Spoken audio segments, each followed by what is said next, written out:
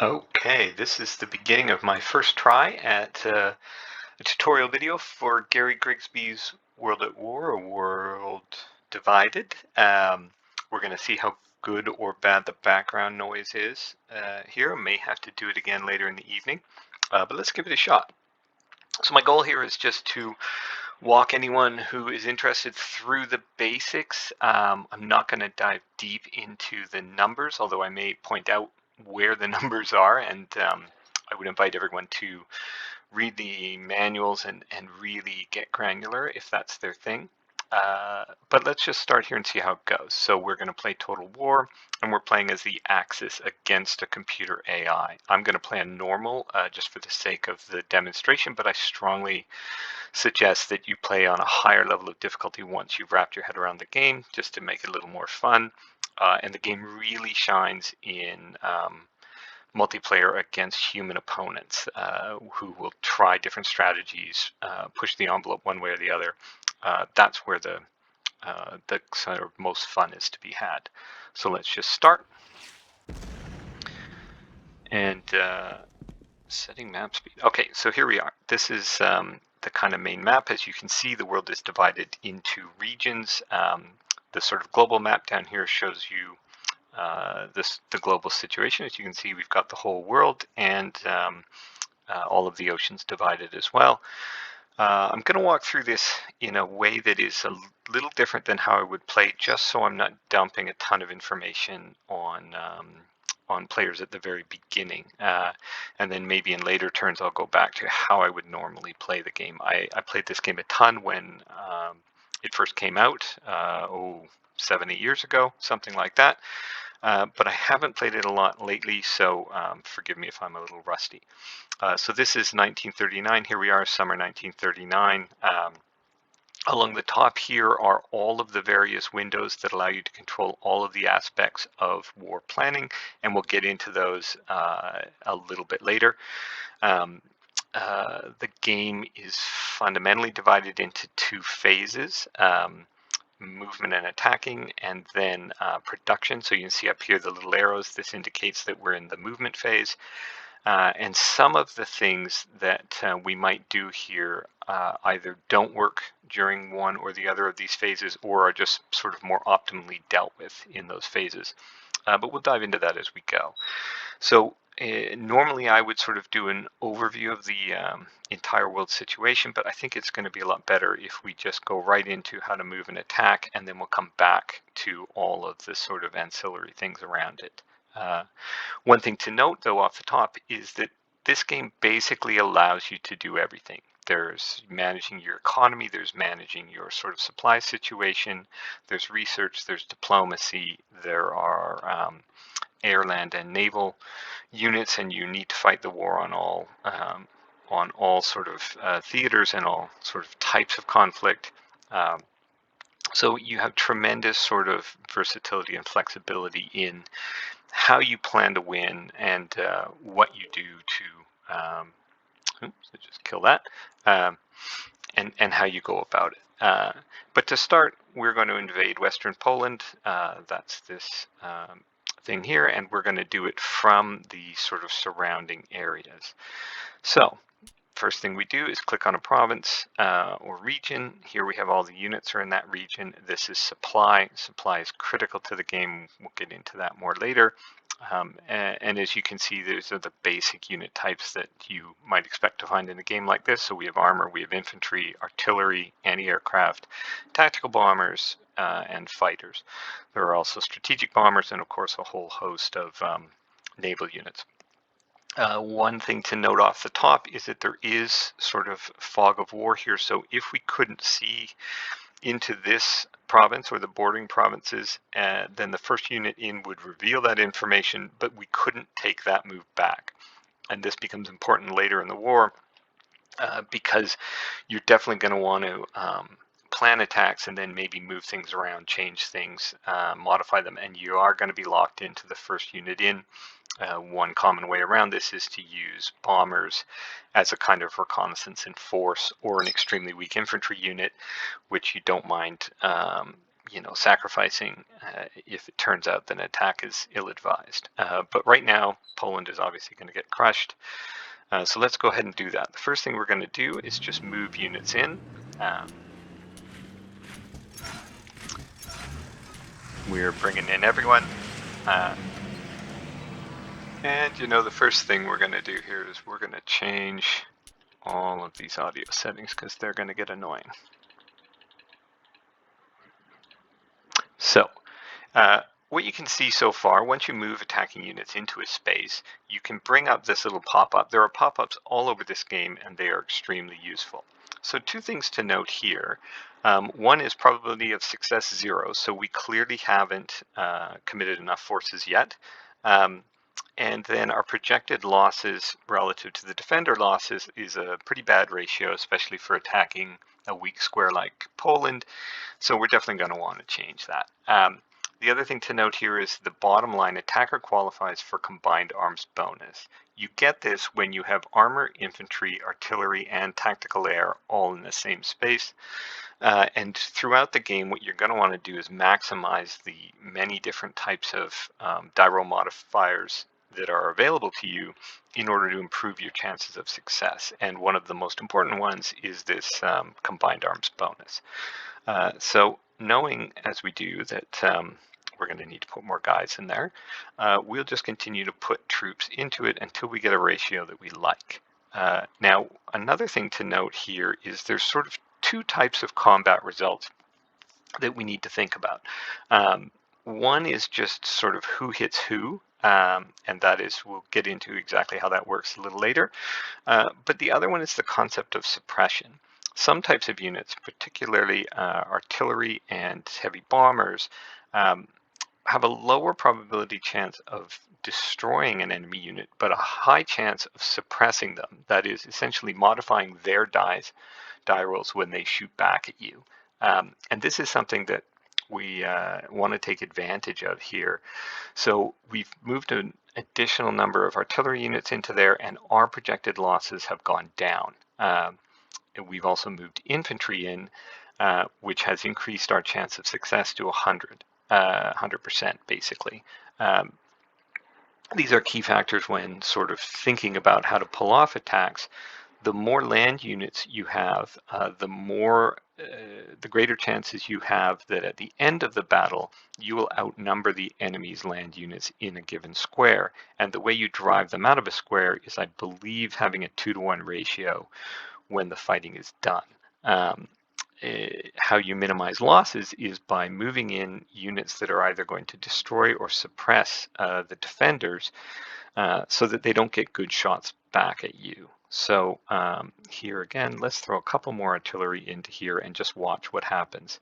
You can see as we put them in, our projected losses go down. This is good for us. We might consider throwing in that heavy bomber that's in Berlin, or 2 heavy bombers in Berlin. However, it's worth noting that the Poles have an anti-aircraft unit. That's going to get a crack at our bombers before they start suppressing things. And so we might not want to risk them.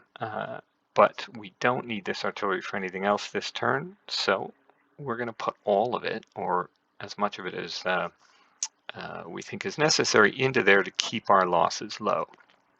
Now let's see.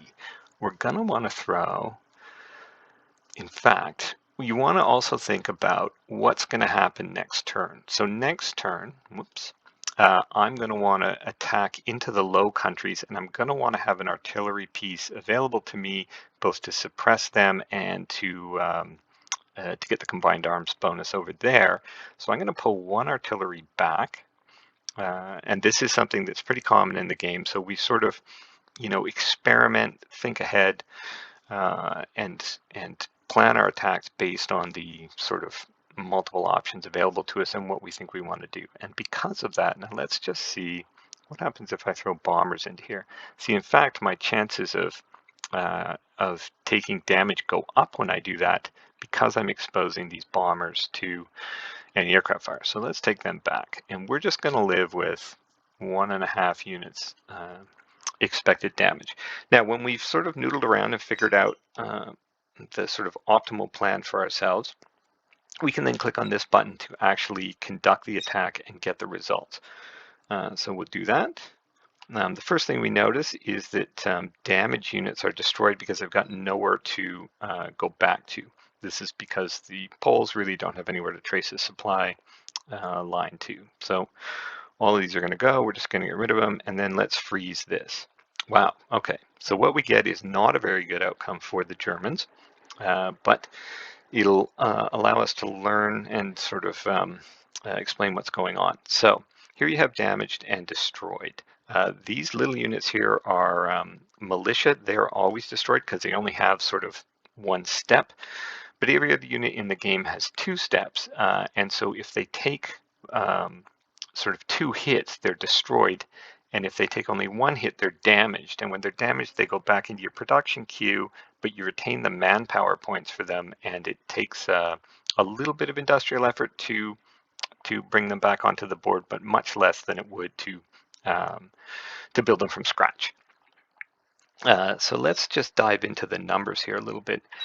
If you click into this screen, this again gives you the exact same box at the top, but it also will give you, if you scroll down here, a more detailed explanation for how the battle played out. These are all the dice that rolled. As I say, I'm not going to get deep into this in this tutorial, but if you click over here, or move your mouse over here, you can get all of the dice that were attacked, the exact ratios, as well as the outcomes. Sometimes it's useful if you're wondering why your units aren't performing the way you expect them to come in here and check this out and just see, okay, did the guy just roll fluky rolls, or have I done something wrong? You can also see here, I have never figured out how exactly to scroll down and get all of the dice mods, but you can see here there's a signals intelligence bonus and a double bonus for indirect attack as we move down. For instance, let's go here. Why are you not coming up for me? There we are.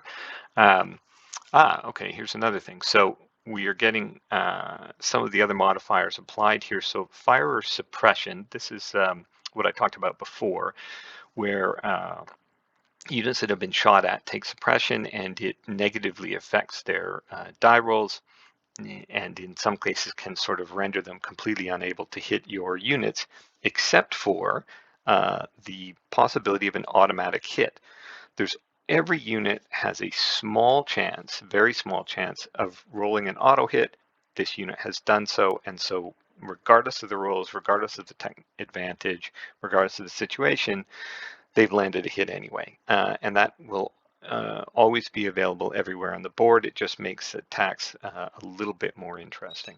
The other thing that I usually scan for here as we go down is, did any of my units gain experience?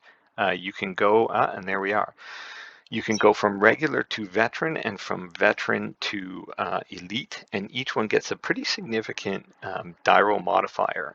So early in the game, you really want to try to upgrade your units to that. It is just a random probability chance based on how often they've been in combat, but it can be extremely useful later on. So we know that this one has, because there's a little gray star here that tells us it's gone to veteran. If there was a gold star, it would go from veteran to elite. And you can see here in the combat mods at the bottom there, it says becomes veteran. So we just scroll down really quickly. That little silver star is going to be attached to that unit throughout, so you don't have to do it here, but it's a fun little bonus, and I always like to check. So only one unit became a bonus. We took more losses than I would have liked. The Poles put up pretty tough resistance, and there we are. So exit combat screen, we now control this province. If we look in this province, the act of taking it over has basically blown up all of the infrastructure there. So there's a factory with a red kind of explosion marker beside it, 2 resources, and 1 train unit. That's the transportation network. So commonly what I would do after taking a space, as long as I can afford it with supply, is fix all those things.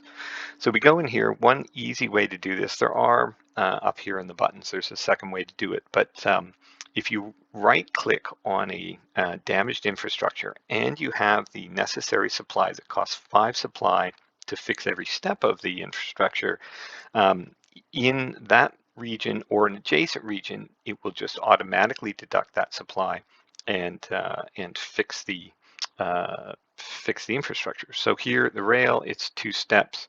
So if I right click on it, now it's half fixed. Now it's completely fixed. I can do the same for the factory.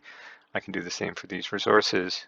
Next turn, all of them will be online. When you fix them, transportation is available immediately. The other things only come in sort of at the end of the term.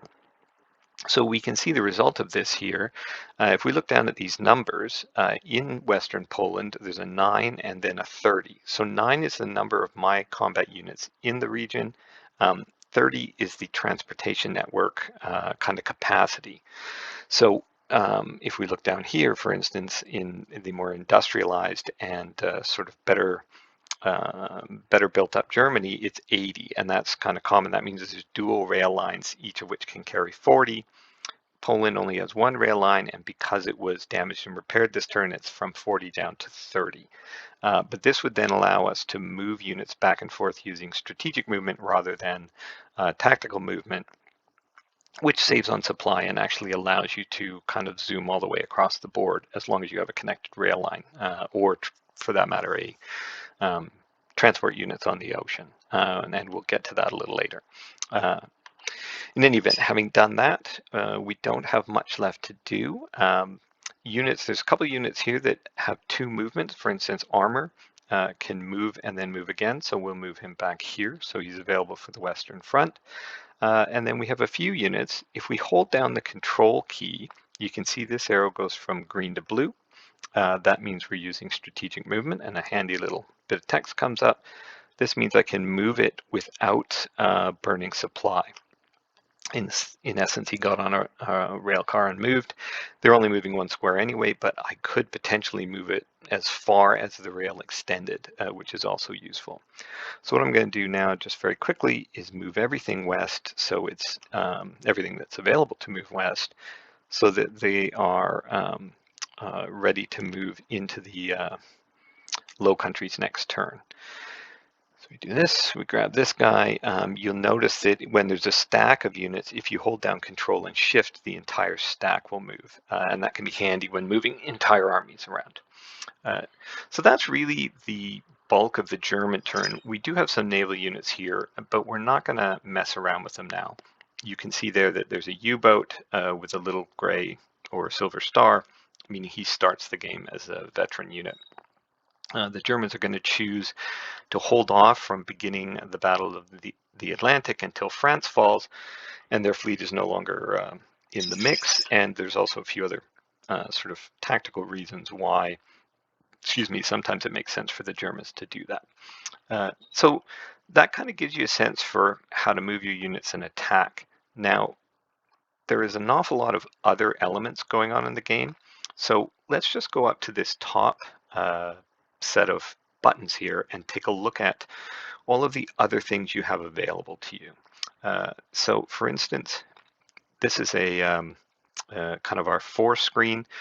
This tells us how many units we have, and this can be very useful for planning. These are the units on the board. These are the units in your production queue. Because we are playing Germany and Japan, we have sort of full visibility on this. The Allied powers do not, we don't know what they've got in production, and therefore these are masked.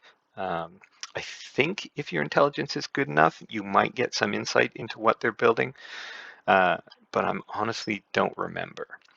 Okay, total units damaged and destroyed. There isn't much there. This is just sort of almost out of amusement. And then we have our sort of intelligence and spying screen. These are the various options available to our intelligence network. The top button is our counterintelligence. So it's that 10, which is a decent number, and we can spend supply to increase it. This is our signals intelligence. This is our ability to break enemy codes, and this will help to reveal units that would otherwise be concealed on the board. And it also gives us insight into the American war readiness level. I believe that is due to signals intelligence. It might also be due to our spying on America, which is down here, or on the Western Allies, which is Britain and America combined, and I guess at the beginning of the game, France.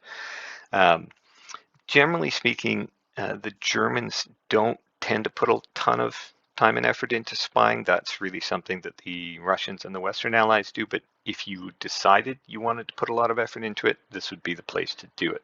It's usually a good idea to boost your counterintelligence, simply because you have a technological advantage in various areas. And one of the things that spying will do, if you have a sort of better spy network than the other guy's counterintelligence, you can start to steal some of his technology. And this can be really helpful for the Western Allies and the Russians to catch up. To do that, you would simply, click on the country you want to spy on, and it would sort of give you a small probability increase that you might steal some technology. It costs supply. The Germans are always short of supply throughout the game, so it's something to do cautiously.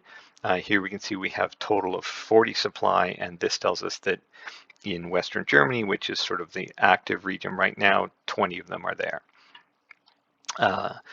So moving on, this is our technology screen. Across the top is every possible type of unit. And then these are the various characteristics of those units. As we commit research points to them, the chance of jumping one sort of point upwards increases, and that's reflected by these little beakers that start at red, then go to yellow, and then go to green. Means there is a good chance, and you can sort of force it to the next level if you want. Again, that costs industry to build, and we'll circle back to that later. Here we have our production queue. I'm not going to get into that now because we're about to go to the production phase and we'll come back to it. This is the research that we've committed so far. The number on the right is how many research points are necessary to force it to the next level. The number on the left is how many we've committed so far. Once you get to within one of a level jump, you may sort of have a breakthrough and get there without any further effort. So min-maxers out there might want to just take things to within one and cross their fingers. But if you absolutely need the tech jump, then you want to push it over the top on your own. This technology becomes really important as the game goes on. Technological advantages are really felt on the battlefield, and so you want to commit some of your resources to this to stay ahead or at least stay level with the opposition. And so this in turn kind of creates additional pressure on your economy. Throughout the game, you'll never have enough manufacturing to do everything you want, and this is just one of the things that you have to sort of balance out. Here, this is sort of the industrial overview of the game. It tells you kind of what you're building and where, as well as resources that may be coming from foreign sources. We're not going to really get into that now, but I would encourage people as they play to sort of come back and explore these things. Here's the repair screen. Nothing needs to be repaired. If we hadn't repaired Poland, it would be there. And as the game goes on, and particularly as the Allies start strategic bombing, you might want to come back, see what's there, and again, decide if it's worth allocating precious resources to it. This is the strategic map. Most of this is sort of fairly self-evident, but at the bottom here kind of gives you your status for winning. So total number of victory points for the Allies. It's the very beginning of the war, so Germany hasn't done much yet. Total access points, and down here tells you the numbers you need for sort of marginal, I forget, but major and maybe decisive victory, something like that. So if the game ends and you're on these, you will win. That's your target. Moving on, we're not going to bother with this just yet, but you might want to come back. Look, it'll give you things like how much infrastructure is there, resources. It's sort of an economic overview. I rarely use that screen. Here's your sort of world political overview. It gives you a sense for countries that are leaning your way, countries that are leaning the Allies' way, and it gives you a few options for spending points or spending supplies to implement diplomacy. What's most important here is that countries that are either leaning your way or this would be leaning axis, this is pro-axis, provided they're connected to your communications network, they will be sending you resources if they're leaning axis, and resources and supplies if they're pro-axis. And this can make a huge difference in the war effort. So you want to keep an eye on this. For the Allies, they're going to have almost sort of unlimited resources. And the trick for them is making sure that what they have is connected to their sort of communications network and their network of ships around the world, which obviously our submarines are going to be shooting at. For the Axis, once we're deep into the war, we're almost certainly going to be short on resources, so we want to maximize this wherever possible. Most of the countries, there's not much we can do. If you move your cursor over a button like this, it will give you the option to do something if that option exists. But the only ones that might be useful to us, we're planning to invade Greece, so why attempt to secure a trade agreement or improve our relations with someone we're just going to run over with tanks later? But Turkey is likely to stay out of the war forever. There are a few political options that might bring it in, but most likely no. And it is neutral right now.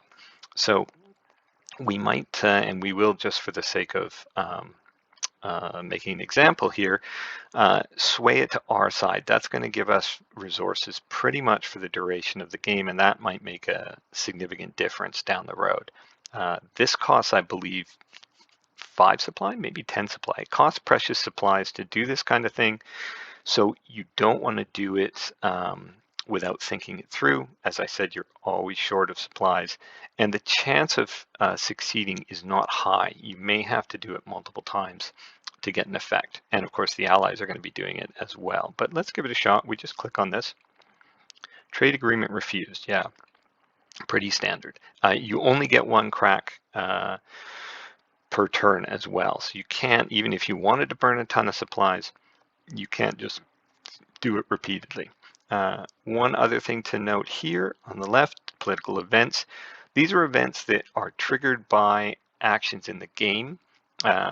If it is in black, then I believe it is possible that it might happen, and there's a percentage chance right there. If it is in red, I wonder if these red ones now, I'm just remembering here, are the Allied ones, or if they're simply not possible yet. There's some prerequisite condition that needs to happen. I believe that's the way it goes. So you can see here, Italy declaring war on the Western Alliance, that's going to happen eventually. Some of these are much smaller percentage chance, and some of them, like the coup in Spain, are based on events that happen in the game. So it's a tiny chance that it will happen right now, 1%. But if we do certain things, that percentage chance might improve. So for instance, if France falls, that chance is going to go up. If the Germans and Italians were to take Gibraltar, that percentage chance will go up again. And there's a couple of other ones. I think if Cairo falls, it goes up. You can't force this to happen, but you can sort of gain additional bonuses by doing the things that will push it up, and all of that's available in the rules if you want it. So moving on, view combat units, that just triggers them on the map. I clicked it, so they're off. Now they're back on. I almost never use that. View supply lines, same thing. It's not super useful. I mean, the supply lines are incredibly important, but we don't need to sort of pay much attention to them here. I put the units back on here. View infrastructure. Again, once you dive into the game, this is going to be kind of important, but there are better ways to view it than that. Let's put our units back. Okay, so having given the big overview and a bunch of sort of information there, let's proceed with the game. If all of that was a huge info dump, I apologize. What I would suggest is start playing the game, and as questions arise, as you think to yourself, I should do something with my intelligence network, just go into it then and sort of take each piece in kind of turn. So as we stand now, the Germans have finished their 1 attack for the turn, so we're going to end this phase and move on to the building phase. So we just hit the button, and this phase, yes we do. Now I'm going to pause this here. I usually set these pop-ups to linger for a little bit so I can pause them and process them. But here we're going to pause it just so I can talk about it briefly. If any political events had happened, they would also appear here. You know, Spain joins the Axis, something like that. But there's nothing here. So all we've got is the resources sent by countries that are friendly to us, and you can see them all here. And you can also see that Italy, because it is pro-Axis rather than just leaning Axis, is sending us supplies. We're getting 40 supplies per turn from Italy, and that's very useful to the Germans. You know, what we're hoping is that Bulgaria, Romania, and Hungary all go pro-Axis as soon as possible, because that will increase our sort of feed of supplies even more. All right, now we're into building. So let's go to the, whoops. Let's go to the building phase. And the first thing we're going to do is take a look at the units that are already in the queue and ask ourselves, what more units do we have? If I was playing a real game against a person, I would spend a fair bit of time here kind of figuring out what my balance of forces needed to be. Do I need more fighters? How many U-boats do I want? Things like that. But here we'll just kind of pop it up to show you and then go into production. We start here. This is the production screen. And right now we're in all production, but production happens on a region by region basis. So as we tick through it, we get each region in turn. You can cycle through all of the regions that you control that have a factory in them and get the same information for each. And this is kind of how production runs. So very briefly over here, let's go back to all production. We have the number of resources available, as well as the number of factories available, and then the manpower available. So producing any kind of military unit takes 1 manpower, 1 factory, and 1 resource.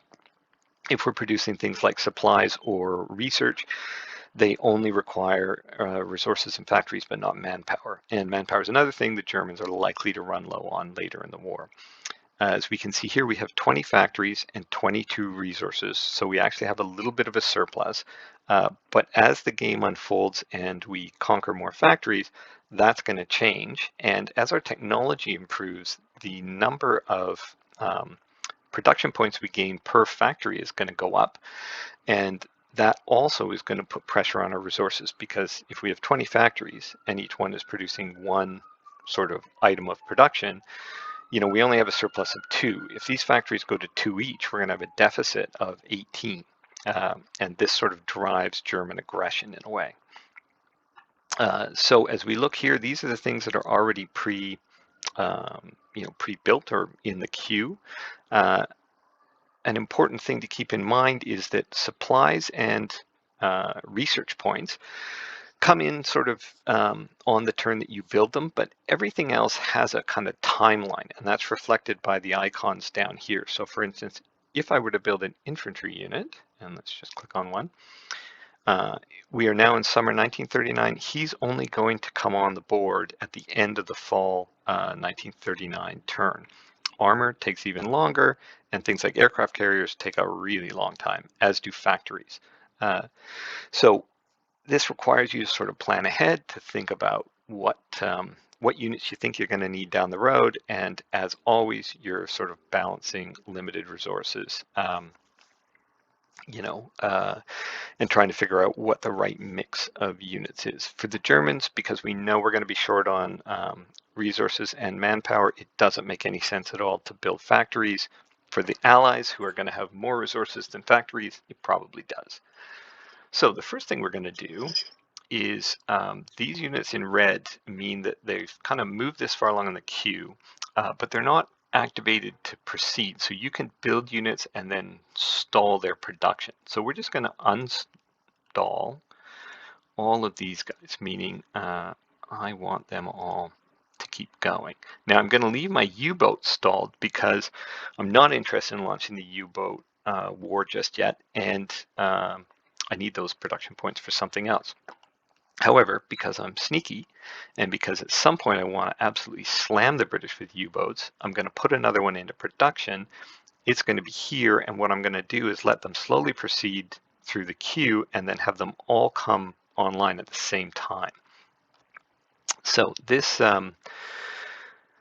means now, having activated all these, we can look at just the West German square and see that there's 10 factories here and 9 of them have been used. And as I activate these, the number of resources is going down as well. Same with manpower. So maybe we'll look at this and we'll just say, I know that I need some research points. So let's build one there. East Germany, we're going to build an armor unit. I know that I want at least one more of these. In fact, okay, so instead of just guessing how many resource or research points I want, let's go to the research thing. So I look at this, and this tells me the state of research now. To increase each one of these, I need a research point, and you can see here there are still 7 factories unallocated, and I've built 2 already. So what I do here is say to myself, okay, I know that I want to improve my infantry evasion. These are all the, by the way, across the top here are all of the various sort of components of a unit. So this is movement, this is evasion, which think of it as its defensive capability. This is the amphibious capability of ships. So you can see that for all of these guys, it doesn't matter. It only comes into effect for transports. Your ability to attack aircraft, ability to attack ships, your ability to attack land units, and your sort of torpedo attack against ships as well. So units that are attacking ships have both a kind of bombing or anti-ship ability as well as a torpedo ability, and they get 2 attacks. So for instance, carrier air forces will attack twice, and if both of these are at a high value, they're going to do a ton of damage. Right now, I know that as a German, I want to increase the survivability of my infantry. So I'm going to put 1 beaker in there. I want to increase the survivability of my aircraft. I'm going to put 1 there. The rest of these I'm going to leave for now, but I know that my long-term plan is to have an effective U-boat fleet. So I look at this and I say, okay, this is my torpedo attack down here, as well as my U-boat evasion. I'm going to want to push both of those up too. One thing to keep in mind with research is you can't just buy dozens of points and then throw them onto a unit. The number of points you can allocate in a given turn is restricted. There's a formula for it based pretty much on how many points you put in last turn. So you can ramp up your technology over a number of seasons, but you can't just go all at once. So if you're going to do a sort of long-term campaign, you need to think ahead and plan out your allocation of tech. So now I'll go back to there and say to myself, okay, I need 2 more research. And that's East Germany taken care of. Western Poland, I cannot produce anything at the moment because I just blew up the factory and repaired it. But next turn, this will turn into a 1. Conquered territories only allow you to build supply and research. I can't build armies in Poland, which sort of makes sense. But they become very useful as the supply situation worsens for the Germans. Austria has artillery, and let's say, I don't know, let's build an aircraft. We're not going to dive too deep into this. Czechoslovakia already has tanks queued up. So that, I believe, yes, all production.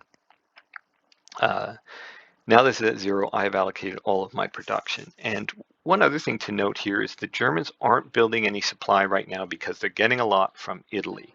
But moving forward, we're going to want to put a fair bit of our industrial output into supplies. They're crucial to movement, they're crucial to attacking, and they're crucial to rebuilding infrastructure when we conquer useful regions like, for instance, France. But this turn we don't need it, so we're not going to use it.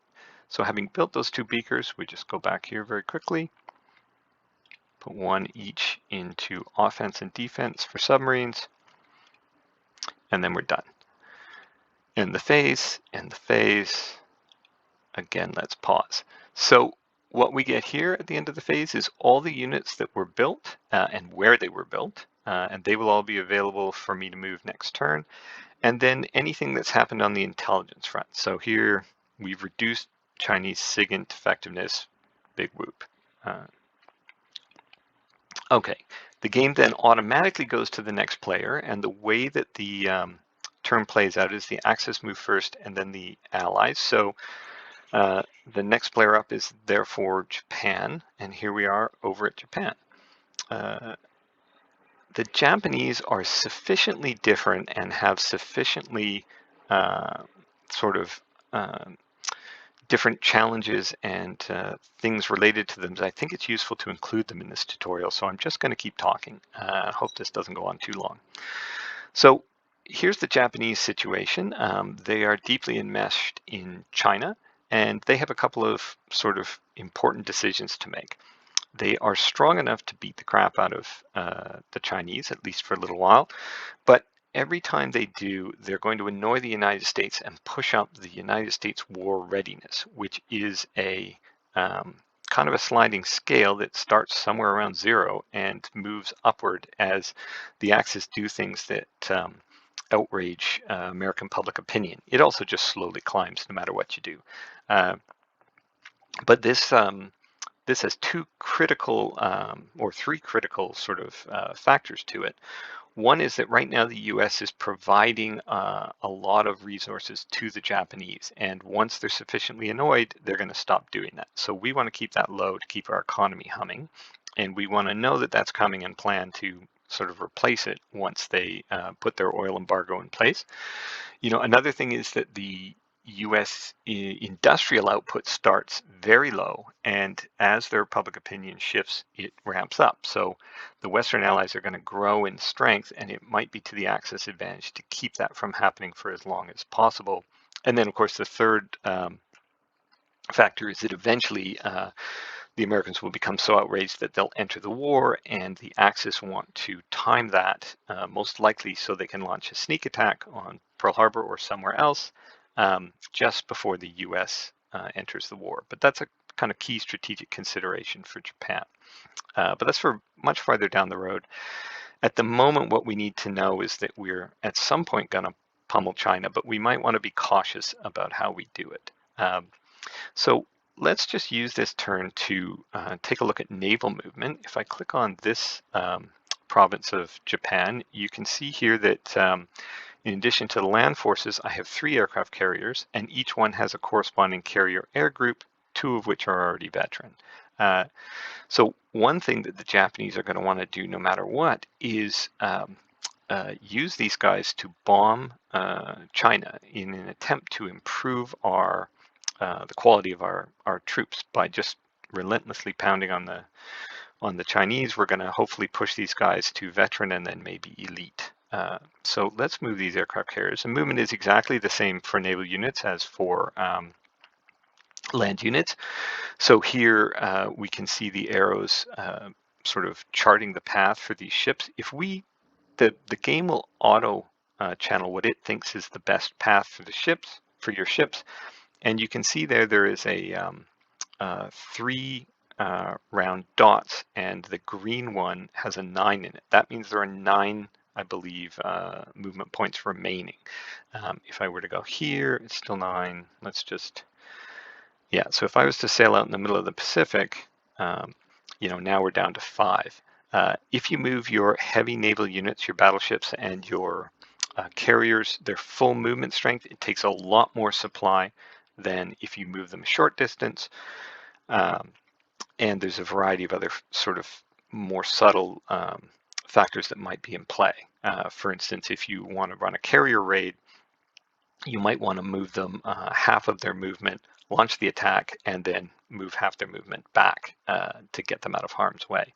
But in this case, all we're doing is bombing China, so we're just going to do this. We will move a battleship here so that it can bomb in conjunction with our air attacks. Naval units can bombard a coastal region if they are adjacent to it and supplied in support of either an amphibious landing or an air attack. And this can be quite powerful.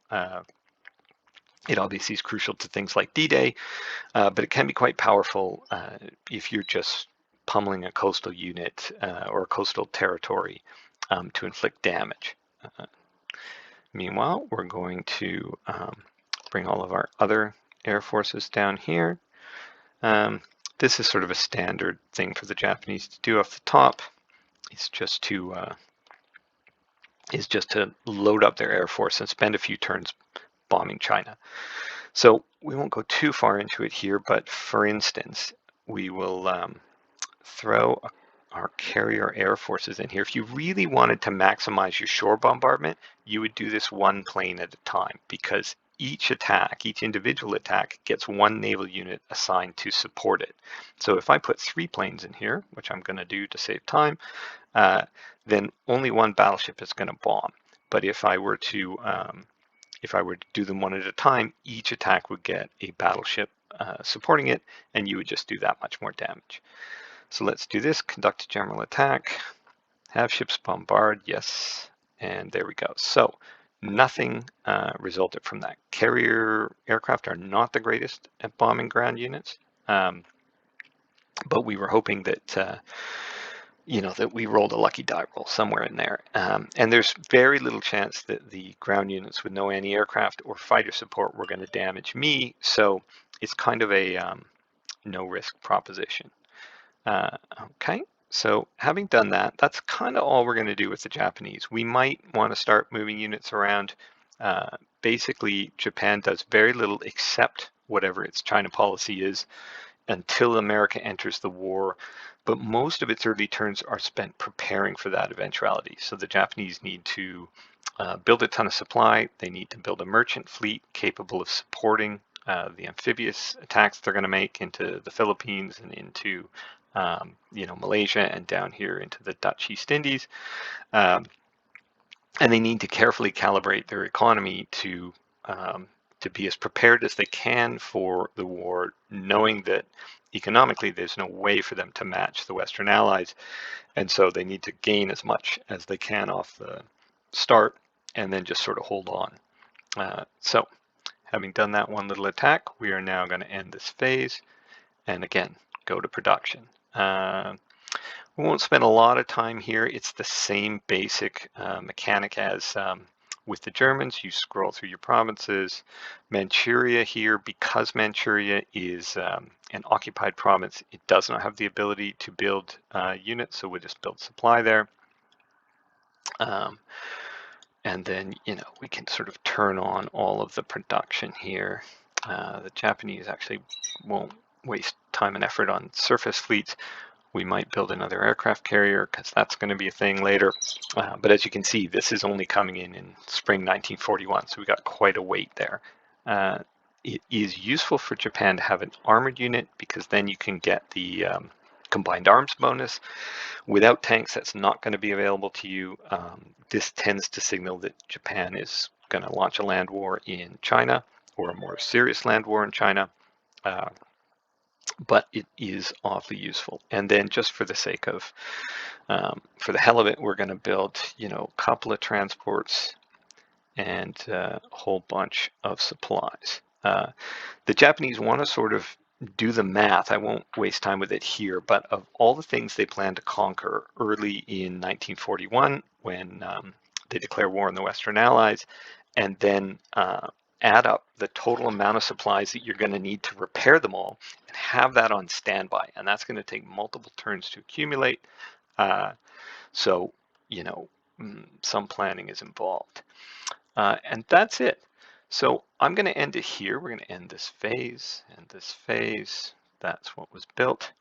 That is turn 1. Whoops, let's just explain this. That is turn 1 of the game, and I hope that gives a sort of a basic overview of the many things that are involved in it. It's actually remarkably simple to play once you kind of wrap your head around it. And almost everything has a tooltip or a pop-up to help explain it. So it's worth just sort of surfing around and seeing what things do. The last thing I will point out here is, so we have Soviet war readiness. War readiness is now 1 to 2. It's a range because our intelligence isn't good enough to tell us exactly what it is. But like the Americans, the Soviet war readiness slowly climbs based on die rules, but also what the Germans do and their industry. Like, as I explained with the Americans, there are triggers to increase their industrial output, and at some point it will allow them to declare war, and it kind of creates a ticking clock that sort of forces the Germans to decide, are we going to commit to destroying England and put all our resources into the Western Front, or at some point do we need to strike out east? There we go. The last thing is a little bit of intelligence there. And let's call it there. So I hope this was useful, and I will endeavor to create some new videos. We'll continue with this game and use it as a further tutorial as we go. Thanks for watching.